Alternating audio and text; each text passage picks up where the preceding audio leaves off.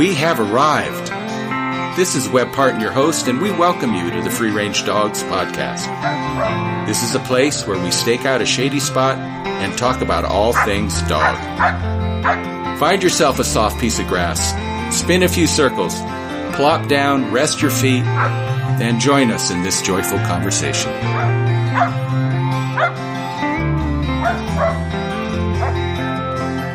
Hi, this is Webb Parton with Free Range Dogs podcast, and I think we got a good show today. We are going to be speaking with Valarie Candelaria, and she's with For Dog's Sake. That's the name of her business, For Dog's Sake Training and Accessories. She's out of Lake Havasu City, Arizona. Val, if you could, go ahead and introduce yourself. Hi, I'm Valarie, like you said, or Val, either way. I've been training dogs since 2010. I started off with a problem dog, a 1.5 old, about 85-pound American Pitbull Terrier who was trying to kill my vet and anyone who came near it besides my husband and myself. And got a puppy, another Pitbull puppy, around the time he was about 1.5 years, and decided I couldn't let her end up like him. And started off in a training class right off the bat with her, and kind of became a dog trainer by default. I didn't go into it looking for a career, that's for sure. Right. And how long have you been training then? How many years? The first dog I started with in 2010, and I started helping in classes almost immediately. And I had my first class myself in 2013. Okay. And I characterized you as a community dog trainer. And you had said that is a fair assumption. That's kind of what you do. But let me expound on that a little bit, because the reason that I think that's germane is that so many folks, when they work with dogs, they do a particular kind of training, or they work with a particular breed or breed set. And those of us that have worked with everything have a much broader experience base, because dogs are so different and so many different, they definitely are. Yeah, different genetic patterns. I imagine you've seen everything in those years you've trained. I have, yeah. One of the things that I've kind of found, and I pride myself on as a trainer, is not pigeonholing myself into one style of training. I try to look at the dog in front of me and see what works for that dog. What works for that dog isn't going to be what works for every dog. The same with equipment. I use any equipment available to me. I've also spent quite a bit of time with our local Humane Society training difficult dogs, working with difficult dogs at our Humane Society, and I've learned a ton from those dogs too. And by difficult dogs, you mean dogs that have some sort of fear, anxiety, or an aggression? Fear, aggression, behavior issues that even if it's not aggressive, sometimes they're just so spastic they can't control themselves. Mm-hmm. Mm-hmm.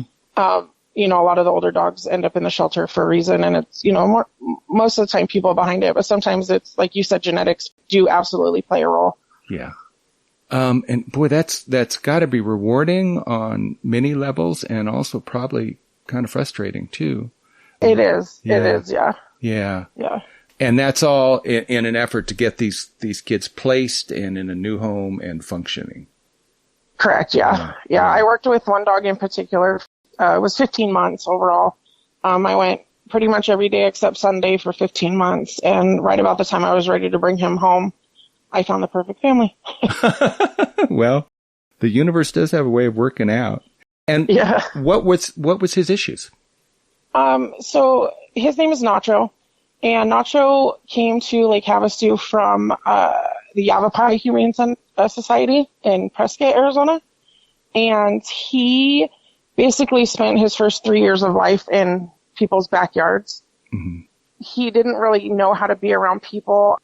He would get really excited around other dogs. He was labeled dog aggressive up there, scheduled for euthanasia. They hired a well-known trainer to come out. The man made a video that showed him on a prong collar, which, I'm not against, but he said he fixed Nacho's dog aggression in an hour session, which just isn't truthful. Mm-hmm. And, of course, as soon as that trainer left, he went right back to his own, his old way of lashing out at other dogs. And so he was going to be put to sleep, and there was a whole petition. There was like a Facebook page with like over 3,000 people called Save Nacho, since been taken down. But he was going to be euthanized, so the volunteers and people up there in Prescott were asking for the director up there's head. And he reached out to the director here in Havasu, and I agreed to work with him. And he was completely shut down when he got here.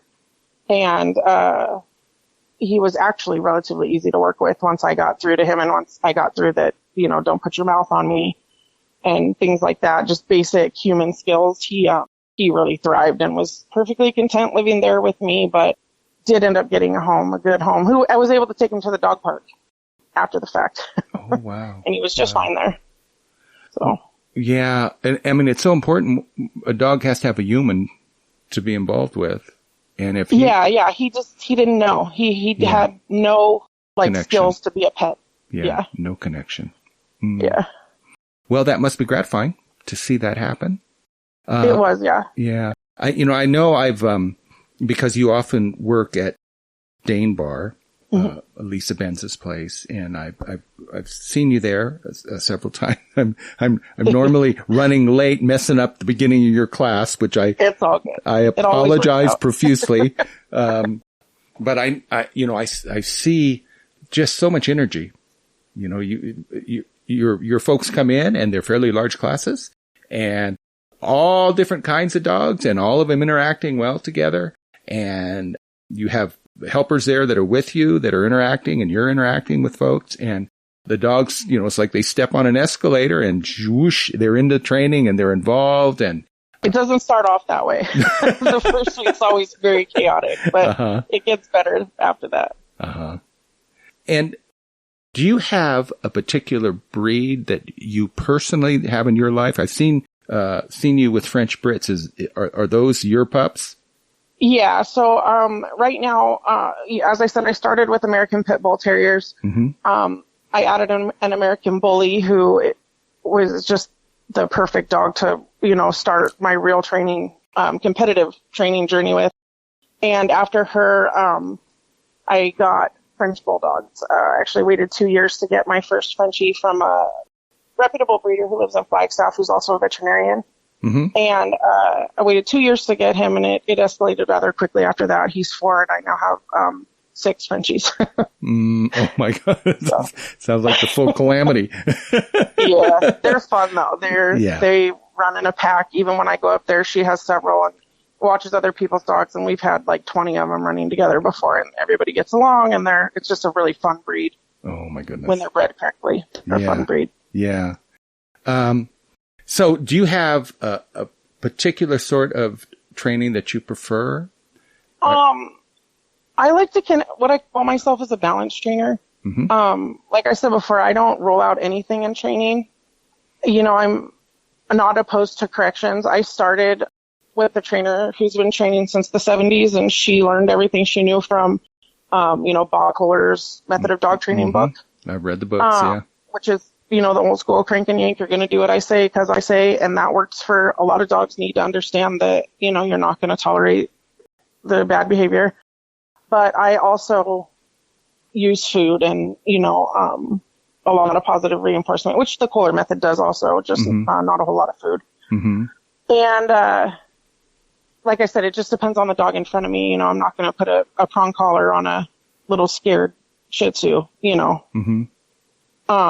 and start, correcting it. But when I have a, 100-pound pit mix that is 4 years old and has never had any sort of boundaries, there has to be some correction involved there. So it just kind of depends on what I see right in the moment, where we go equipment wise and style wise. And, so much of what we do, if you're a community dog trainer, ideally, if we just worked with dogs, the world would be wonderful. Because that's so easy. Yes, I tell people all the time, it's you, it's not them. That's okay, because it used to be me too. Yeah. And so that's probably been a journey for you as well. I know it was difficult for me when I started because I had to learn how to work with people. I knew how to work with dogs. Yeah, it's actually much easier to walk into the Humane Society and only have to deal with get the leash and the dog and go out in the yard, and it's easy. But when you have to try to translate that, that it was something that I had to learn how to get through to some people. Mm-hmm. And still, there are some times that I don't get through, and I guess that's just the nature of life. Well, and it's hard because, folks can be limited in the tools they have, and they get a dog for some reason, and that maybe trying to heal something, or, there's typically a reason why a person has a dog and wants to share their life with a dog. And they often just don't have the tools to know how to interact. And so much of a dog trainer's job is to teach the person, not to teach the dog. Exactly. And that is something else that I try to, reinforce when I first talk to people before they show up for class, or before I set the appointment to come to their house. When I first started, a lot of people, I would get to the house and people would say like, "Oh, the dog's in the backyard, go ahead." And I'm like, "No, that's not really how this works. I don't live here. Mm-hmm. You have to, I'm going to teach you how to change these behaviors, and then you have to follow up." So a lot of times, they call us dog trainers, but really we're teaching the people to teach their dog. Yes. Well, you live in a community. Lake Havasu City is kind of a neat place. It's sort of small and contained, but it has the amenities of a fairly mid-sized city. It does, yeah. And it's very dog friendly. Everywhere you go, all the time, even when it's 120, there's dogs all over the place. And I think we're lucky that way. Mm-hmm. Well, you've got water there. I mean, you can get dogs out on the lake or running along the lake. And then you've got just miles and miles and miles of desert to run in. Yes. And then you have dog parks there. Lots of restaurants that are dog friendly, and like you mentioned, that Dane Bar, that's a great place in the summer and the winter. I'm not really a fan of dog parks, but that is a place that I do tell people to go talk to Lisa Benz. Mm-hmm. Pay your membership. It's a great place. Mm-hmm. Mm-hmm.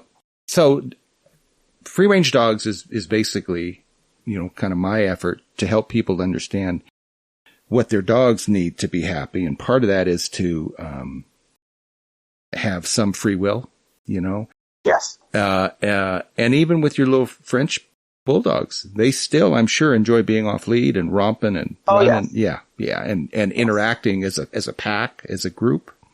Yes. Definitely. Yeah.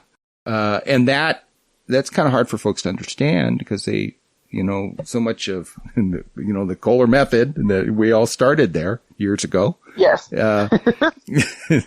Is to put a piece of rope on a dog, a leash or lead or whatever. And you've got a conduit and that dog has to comply. And it's about the human controlling the dog. And it doesn't necessarily focus on the connection between the human and the dog. But I find a lot of people want to be able to have their dog interact in situations like that and be off leash when the dog has no clue of the expectations of the people. Mm-hmm. So I always do start on leash, and when the dog's showing you that they fully understand and they're not going to blow you off when you ask them to come back to you or stay or sit or whatever it is, that's the point where you can let them off leash and you can give them that freedom. But some dogs are not ever ready for other dogs. Mm-hmm. It's hard for some people to understand that just because your dog isn't a good dog to go to the dog park doesn't mean there's something wrong with your dog. Your dog just doesn't enjoy that, and they're telling you that. And how do you handle aggression? If a dog presents and there is an issue where they can interact with other dogs. Oh, so dog aggression? Mm-hmm. Dogs that are truly, truly dog aggressive, to me, aggression is a dog that wants to kill another dog just because it sees it. That is typically abnormal. I haven't come across a lot of dogs that cannot control themselves.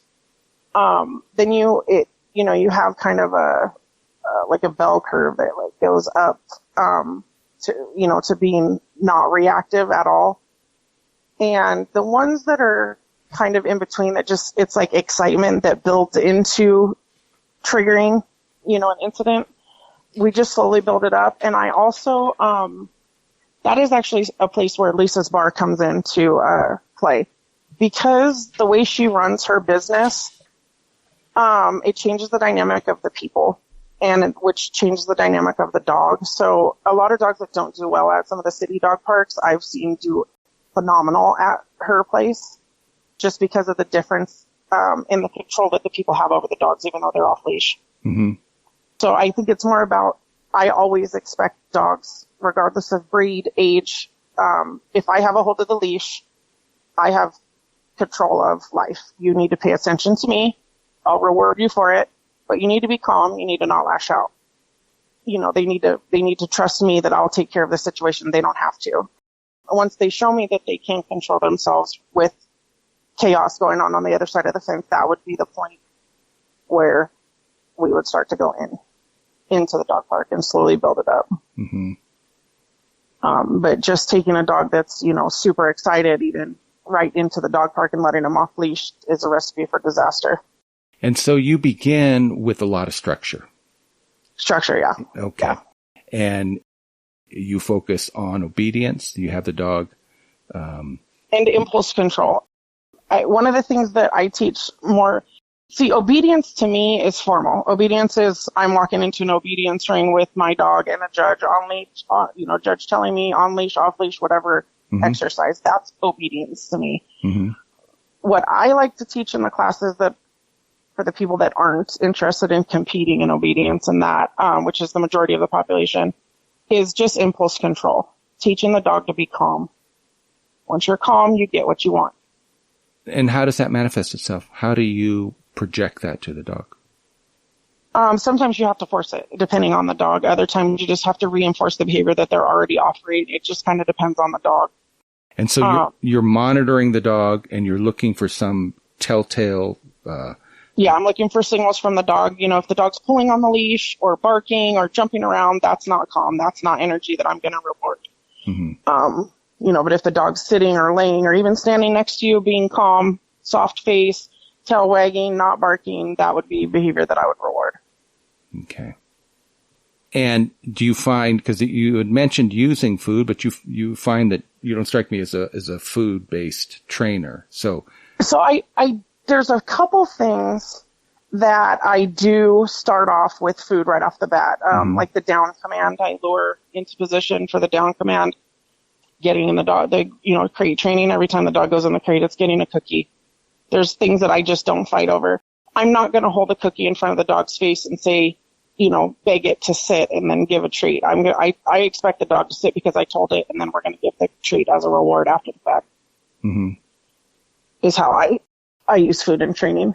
Mm-hmm. With my own personal dogs, I don't implement food at all until we're in the higher levels of training.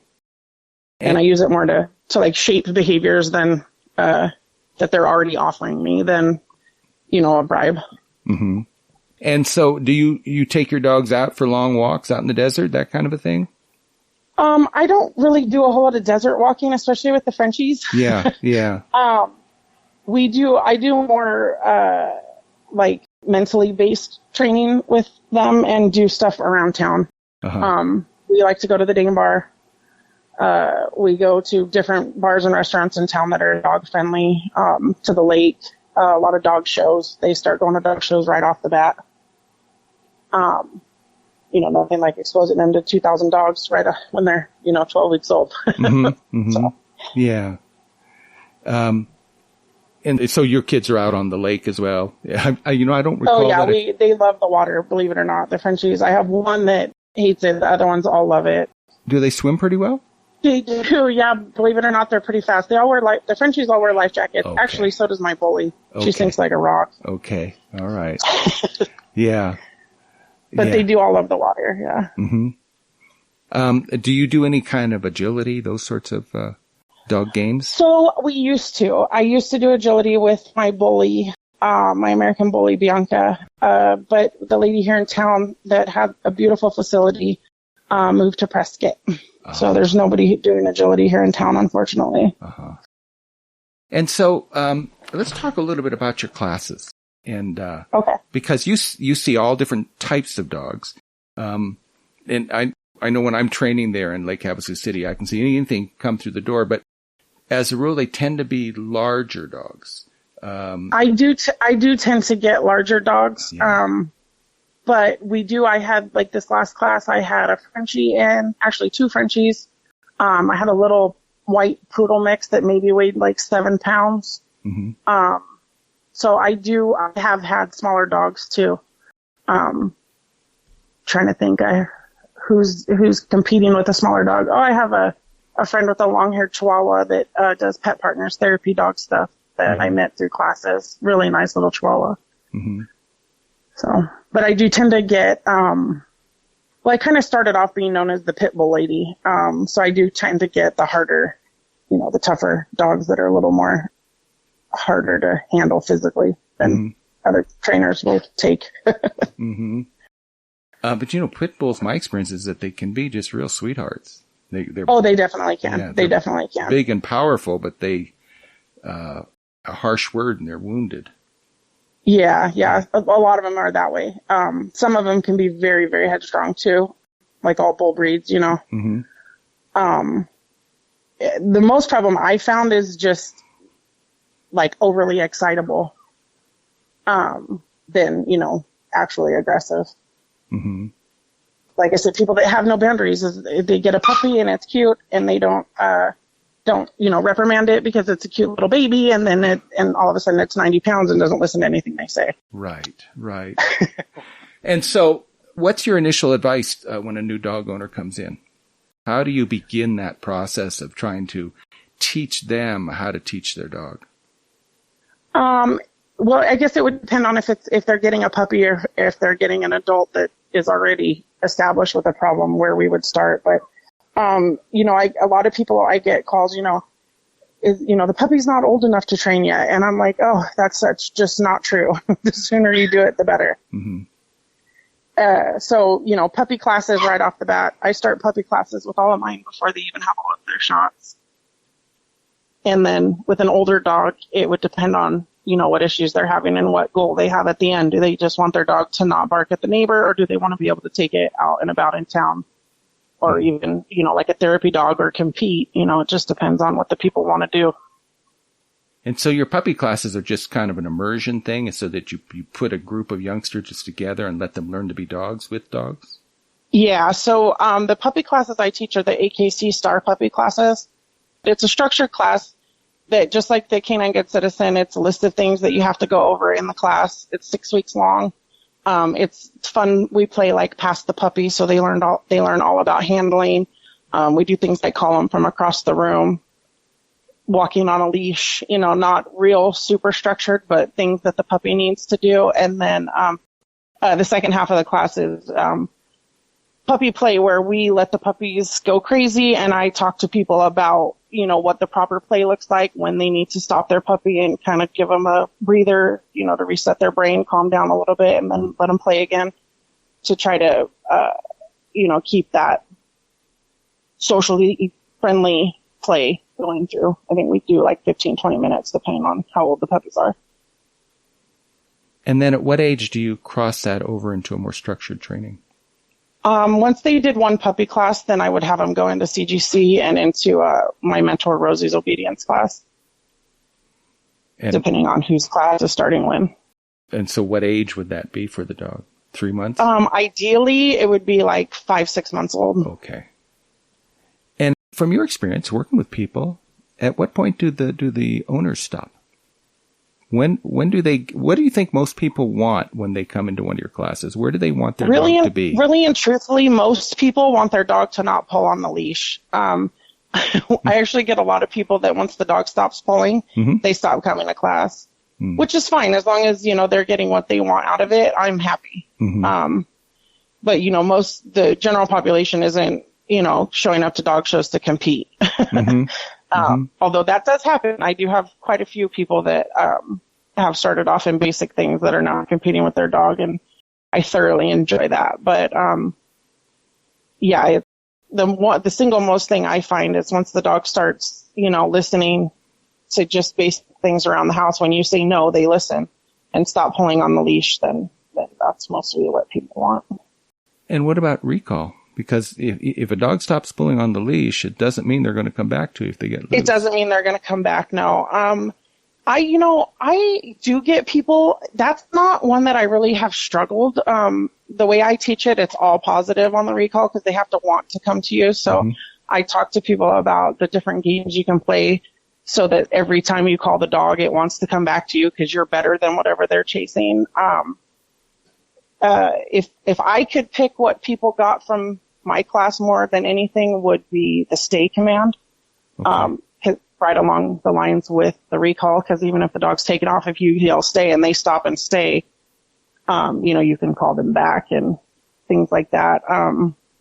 I do get a lot of calls for recall, but it's not once we start, it's not something that we struggle with after the fact. Normally, it happens relatively quickly, with the fun games that I teach them to play and whatnot. And what are you using as that draw? Meaning with bird dogs, that's the big thing, because you can turn a bird dog loose and they'll run like a banshee. There's no issue with that. It's getting them come back. But if you have a bird, if you can show them a bird, they'll want to come back to you. They'll want to come back. Yeah. So what are you using as that pull with the different? I typically tell people to use high value food. I tend to like deli meats, like lunch meat, turkey, ham, something low fat. That the dog, leftover pieces of chicken, something like that the dog really wants. And if you're starting off as a puppy or even with an adult, a few times a day, you, in the super fun voice, call the dog. When they get to you, they get that jackpot of the food. And then, once you ingrain that, once you've done it enough. Okay. When you say that, come on, puppy, they come running back. They're chicken. It's kind of like a bird dog training minus the feathers and what you're saying. Yeah, we got it. It is just like holding the bird, except it's already cooked. It's cooked and plucked. Yep. Do you use e-collars at all? Do you teach? I do. Folks? Yeah. Okay.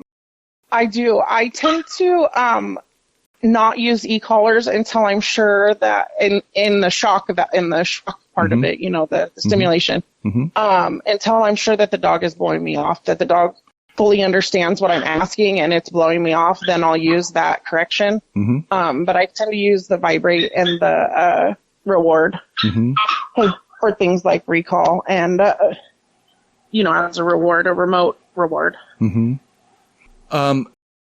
Do your folks, the percentage of your folks want to use that e-collar for recall? Meaning if they have a bigger dog and they want them out and about, they're going to cut them loose to run.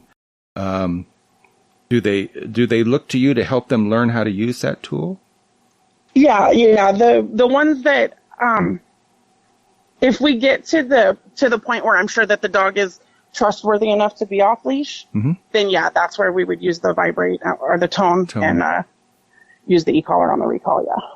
Okay. And what percentage of your folks get to that level?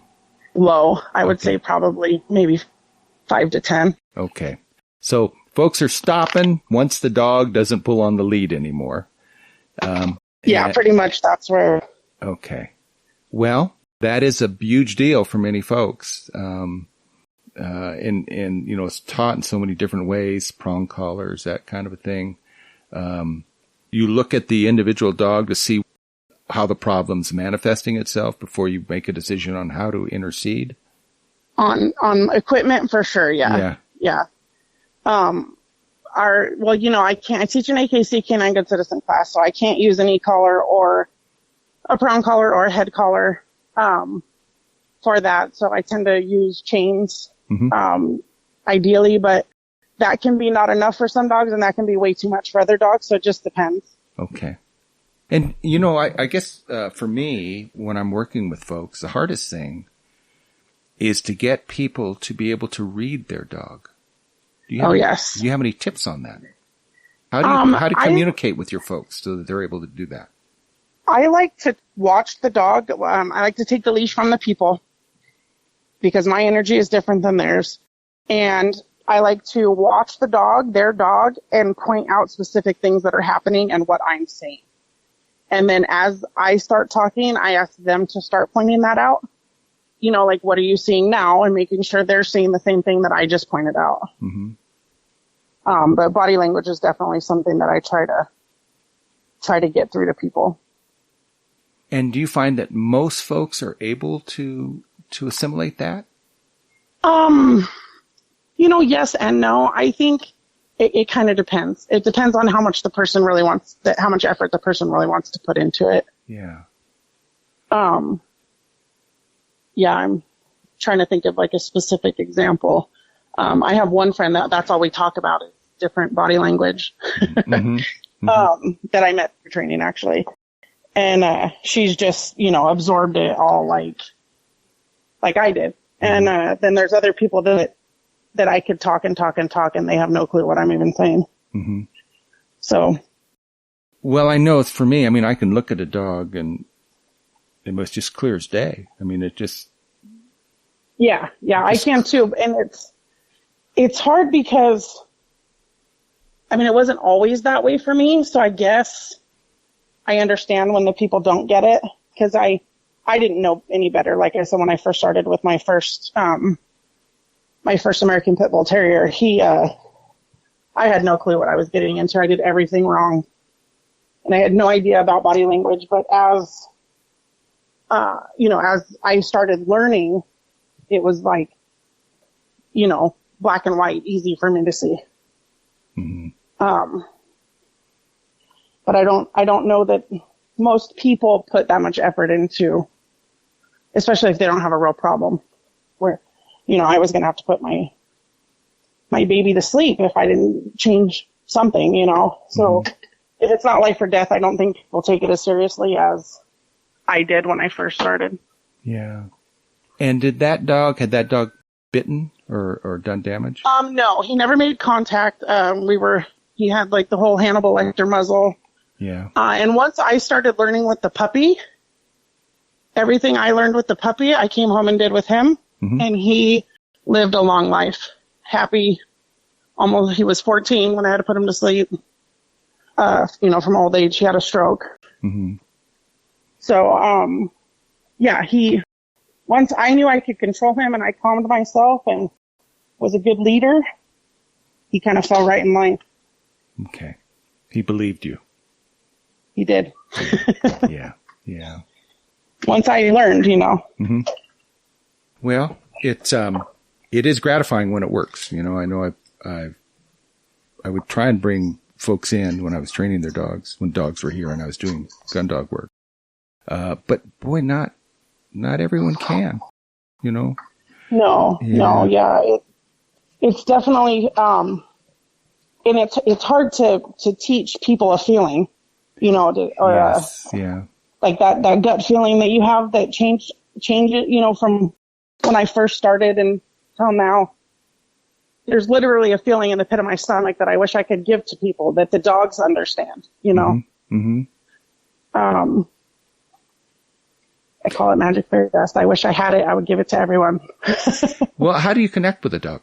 So you're starting a new class, and I know for me, yes. And you've seen the way I run the immersion trainings. Yeah. I got about 30 seconds, you know. Yeah. And they look at me like it's yay or nay, you know, and so I got about 30 seconds. And so I know I have to be open with that dog and be safe enough for that dog to be curious. How do you handle that? You start a class and folks come in and here's this line of fresh new canine faces in front of you. How do you make that initial introduction to the dog? So mostly what I do on the first week is as the dogs come in, I try to get everybody staggered to arrive at a different time. And as the dog comes in, we try to catch each owner. If the dog's comfortable and calm, I tell them just, you know, go smell around the room. If they're not, we change out equipment. If the dog's really excitable or lashing out, a lot of times the easiest thing to do is for me to remove the owner, to take the leash. If I need to correct the dog, I'll correct the dog. Once it calms down, starts using its nose, smelling me, smelling my feet, whatever. That's my, I guess, 30 seconds there is where I like to take the leash and take the owner out of the equation, get the dog to calm down. And that's when the connection happens. And how do you present your body? I know I will come in and I'll turn my back to the dog, or I'll turn sideways. I won't make eye contact. Sideways normally. Okay. Yeah, and I try to get my feet in front because, like, you know, I have a lot of dogs. So I smell fun. Yeah. And so I try to get them, you know, to smell my feet and my legs. Where dogs have been rubbing up against you. Yeah. Yeah, and then they're like, whoa, this lady has dogs. And then, you know, they calm down pretty quickly. Most of the time. And how do you use eye contact? I don't really use eye contact until later in the training. Unless I have a dog that's trying to come after me, which I actually had in my last class. I had a cattle dog that we had a couple long conversations of eye contact before the dog finally gave in. But you know, I mean, you've met me. I'm 6 feet tall. I can kind of be intimidating to people and dogs. So I try to not stare unless there's a reason. And then once the dog's in their, you know, on their journey and listening to their owner, then I normally teach a focus. Okay. But other than that, I don't really use eye contact. Okay. Well, I know. Unless I would teach the people to have the dog, like fearful dogs, you know, asking for a focus on a fearful dog, but that would be between the owner, not me. Okay. Well, I know that I use it kind of as a barometer. If I see a dog open-faced and looking at me and full eye contact, then I know that we're pretty good. If I see a dog that's that they're not shut down. Yeah, that kind of a thing. And that's sort of, you know, I'll give them breath. I'll try and, you know, when a dog gets curious enough to wonder about you, you know, when they'll come in behind you and they'll smell your back or smell your legs or your boots. And I'm normally at that point, I'm kneeled down, you know, low to the ground, my back or my side to the dog. And I don't make eye contact and I don't engage them. So they come behind me and smell my back, smell my wrists. Yeah, so it's less intimidating. Right. Yeah. And again, I got that 30-second window.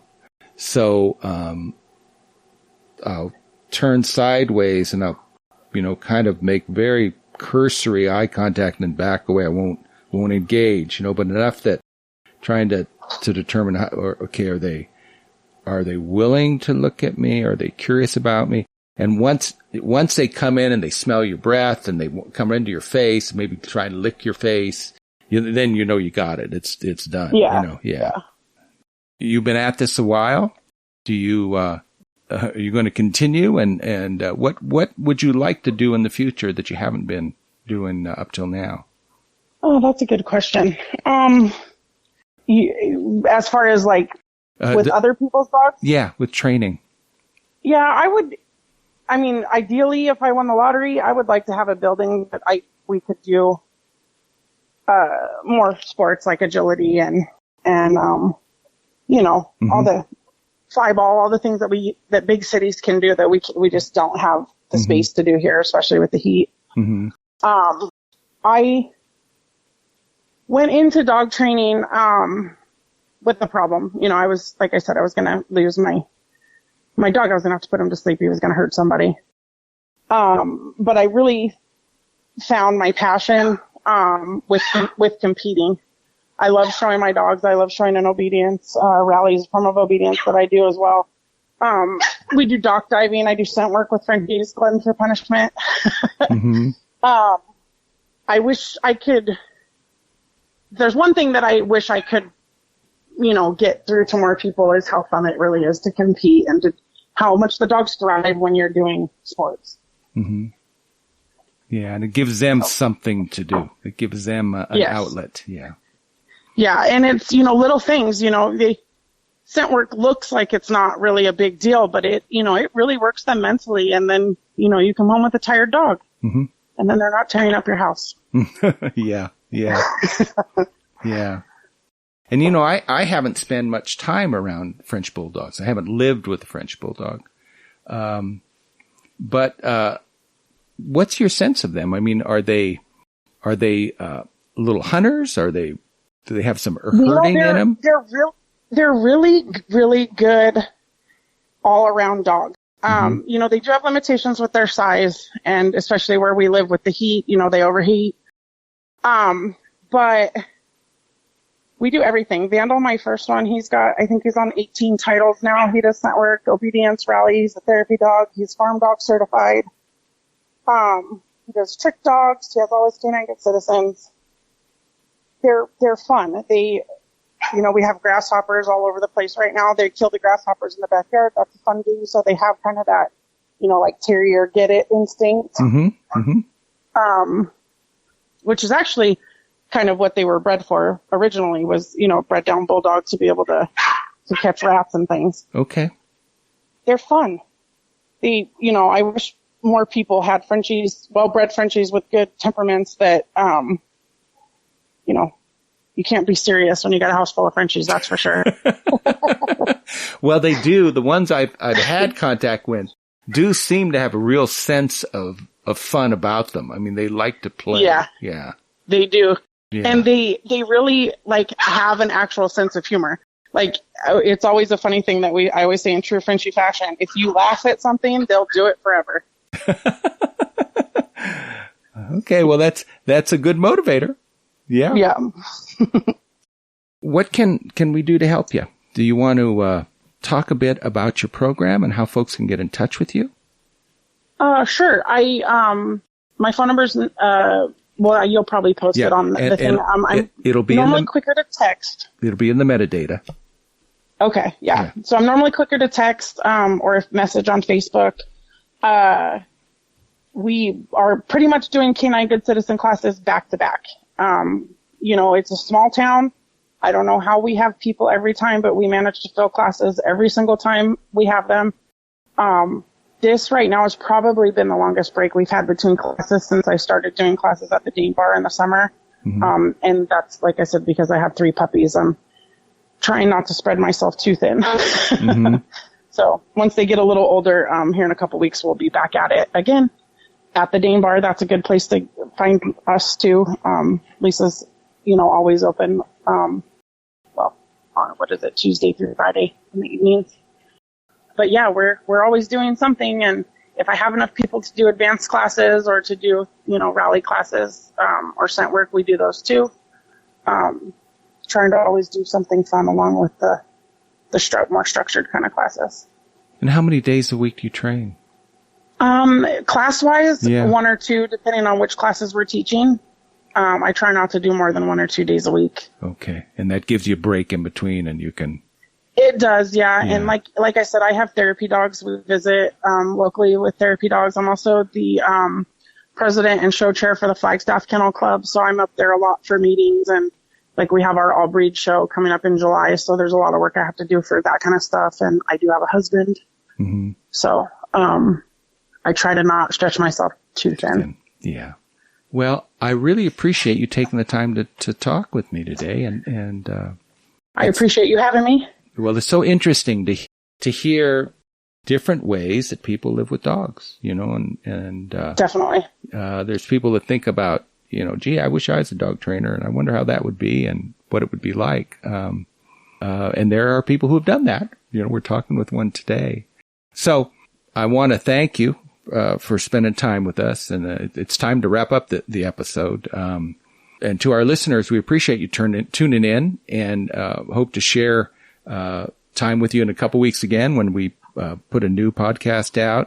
Please do hit subscribe. Do check in with the website. There's stuff on there that would be of interest to you. And I am available. If there's something I can do to help, do let me know. There's a host of stuff listed on the website, so we're just a click away. All right. With that, Val, thank you so much. Thank you. Thank you, folks, for spending some time sitting with us and listening to this conversation. And we look forward to talking with you in the future. Take care. If you like this episode, I invite you to visit our website, freerangedogs.com. It's where you can find the stuff you need to live the free-range dog lifestyle. I want to help you with that. Book a consultation call or an in-person training.